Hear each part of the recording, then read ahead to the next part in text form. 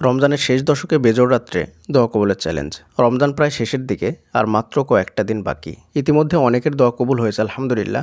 অনেকে ইমেল করে জানাচ্ছেন, আবার অনেকের দোয়া কবুল হয়নি এখনও পর্যন্ত। কিন্তু যাদের দোয়া এখনও পর্যন্ত কবুল হয়নি তাদের কিন্তু সময় শেষ হয়ে যায়নি, এখনও প্রায় হাতে 2-3টা দিন সময় আছে। এই কয়েকটা দিনের প্রত্যেকটা সেকেন্ড অত্যন্ত দামি সময় যাচ্ছে।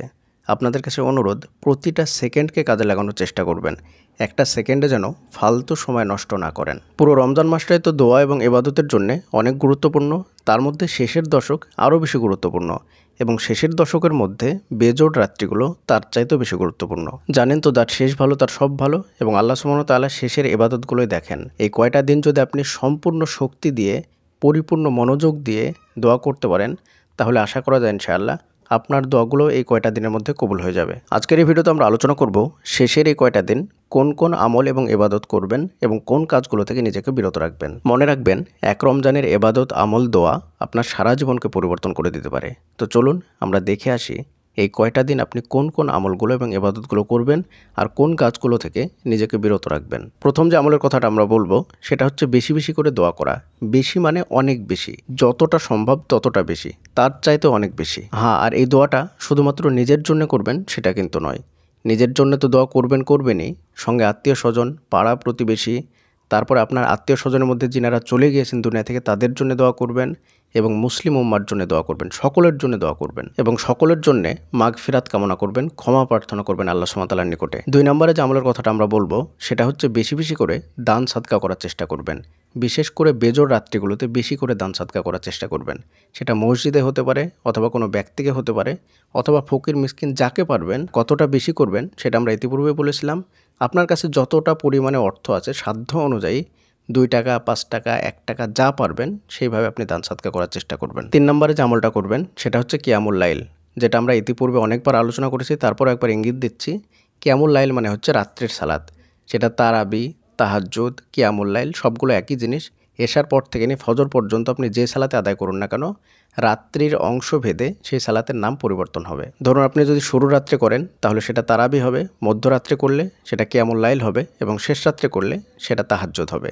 নামাজ একটাই, কিন্তু সময়ের কারণে নাম ভিন্ন ভিন্ন। অনেকে না বুঝে আমাকে গালি দেন, বিষয়টা বোঝার চেষ্টা করবেন। তো আপনি যেটা করবেন, 8 রাকাত সালাতে পুরো রাত্রিটা পড়ার চেষ্টা করবেন। ধরুন প্রথমে রাত্রে আপনি 2 রাকাত পড়ে নিলেন, তো ঘুমিয়ে গেলেন, তারপরে মধ্যরাত্রে উঠলেন, তারপর আবার 2 রাকাত পড়লেন, তারপর আবার ঘুমিয়ে গেলেন, তারপরে শেষ রাত্রে উঠে পুরো সালাদটা শেষ করে তারপরে বিতিরটা পড়ে নিয়ে আল্লাহর দরবারে দোয়া করবেন। আবার আপনি এমনটাও করতে পারেন যে প্রথম রাত্রে ঘুমিয়ে নিলেন, শেষ রাত্রে জাগলেন, অথবা রাত্রির 3 ভাগের 2 ভাগ ঘুমালেন, শেষ রাত্রিটা জাগরণ করলেন, কিয়ামুল লাইল করলেন, তাহাজ্জুদের সালাত পড়লেন। ধীরস্থিরভাবে পড়ার চেষ্টা করবেন। আর বিশেষ করে যেই রাত্রিগুলো বেজোড় রাত্রি এখনও আছে সেই রাত্রিগুলোতে বেশি বেশি করে কিয়ামুল লাইল করবেন। অর্থাৎ লম্বাভাবে কিয়ামুল লাইল করবেন, লম্বা সিজদা করবেন, লম্বাভাবে দাঁড়িয়ে থাকবেন, তারপরে লম্বা রুকু করবেন, তারপরে লম্বাভাবে তাশাহুদে বসে থেকে দোয়া করবেন। এইভাবে নামাজটাকে দীর্ঘস্থায়ী করবেন। 4 নম্বরে যে আমলের কথাটা বলবো সেটা হচ্ছে বেশি বেশি করে কোরআন তেলাওয়াত করা। কোরআন তেলাওয়াত সম্পর্কে আমরা একটা ভিডিওতে অনেক গুরুত্বপূর্ণ বিষয় আলোচনা করেছি। আজকে আমি একটু ইঙ্গিত দিচ্ছি। কোরআন আপনার জীবনের সমস্ত ধরনের সমস্যার সমাধান করে দেবে। বেশি করে কোরআন তেলাওয়াত করলে আপনার বাড়িতে এবং আপনার জীবনে বরকত চলে আসবে। তাই রমজান মাসে কোরআন তেলাওয়াত করলে আরও বেশি বরকত আসবে। তাই এই কয়টা দিন হেলাফেলা না করে বেশি বেশি করে একটু কোরআন তেলাওয়াত করার চেষ্টা করুন। 5 নম্বরে যে আমলের কথাটা বলবো সেটা হচ্ছে ইস্তেগফার ও দরুদ শরীফ। এই কয়টা দিন অনেক অনেক বেশি ইস্তেগফার করুন এবং দরুদ শরীফ পড়ুন। আপনি বলবেন যে কতটা দরুদ শরীফ, কতটা ইস্তেগফার করব, এটা না বলে আপনি যতটা পারবেন ততটা বেশি ইস্তেগফার করুন, যতটা বেশি পারবেন ততটা বেশি দরুদ শরীফ পড়ুন। 6 নম্বরে যে আমলের কথাটা বলবো সেটা অত্যন্ত গুরুত্বপূর্ণ আমল। কমসে কম একটা পরিবারকে ঈদের খরচের কিছুটা দেওয়ার চেষ্টা করুন।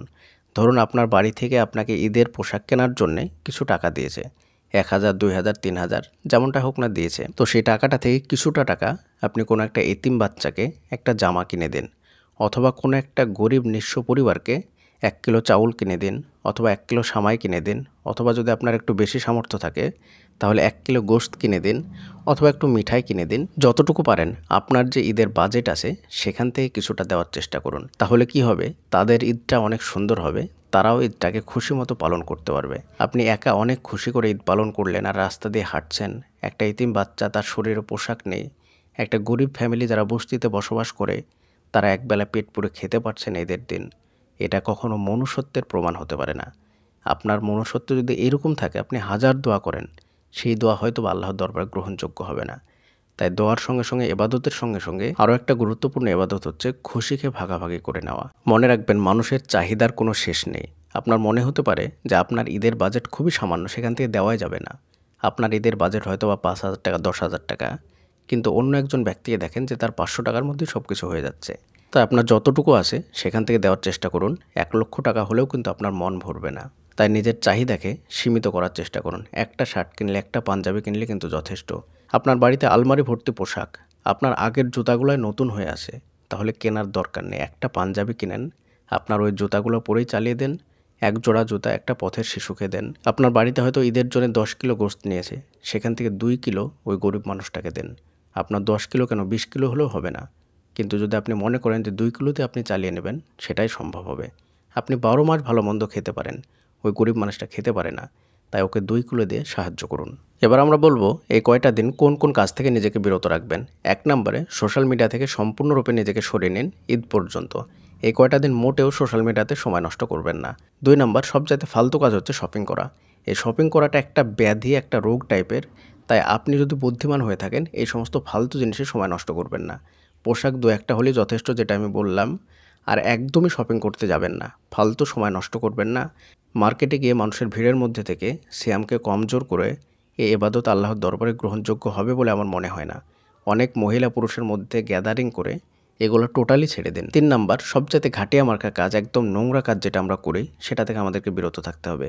সেই কাজটা হচ্ছে যে আপনি একটা পোশাক কিনলেন, দিয়ে অন্যজনকে শো অফ করার জন্য দেখাচ্ছেন। মূলত তাকে আপনি আনন্দ ভরে দেখাচ্ছেন না, তাকে ছোট করার জন্য দেখাচ্ছেন যে দেখো আমার পোশাকের দাম এত টাকা, তোমারটার দাম কত টাকা, আমারটা এই ব্র্যান্ডের কাপড়, তোমারটা কোন ব্র্যান্ডের। এগুলো মোটেও করবেন না।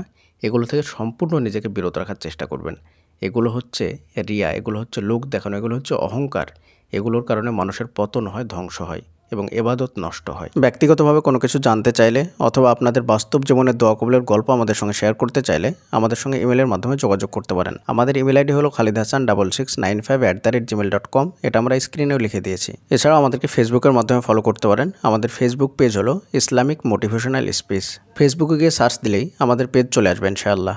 এবং এছাড়াও আমাদের আরও 3টে চ্যানেল আছে, সেই চ্যানেলগুলো আপনারা ঘুরে আসতে পারেন। KH true Islamic media, dear Islam, peaceful lifestyle 24। এবং আরও একটি গুরুত্বপূর্ণ ঘোষণা, আমাদের ভিডিওগুলো যদি কেউ অবৈধভাবে আমাদের অনুমতি ছাড়া পেজে অথবা চ্যানেলে আপলোড দেন, তাহলে আপনাদের বিরুদ্ধে আইনগত ব্যবস্থা নেওয়া হবে। কেউ যদি দেখেন তাহলে অবশ্যই আমাদেরকে জানাবেন।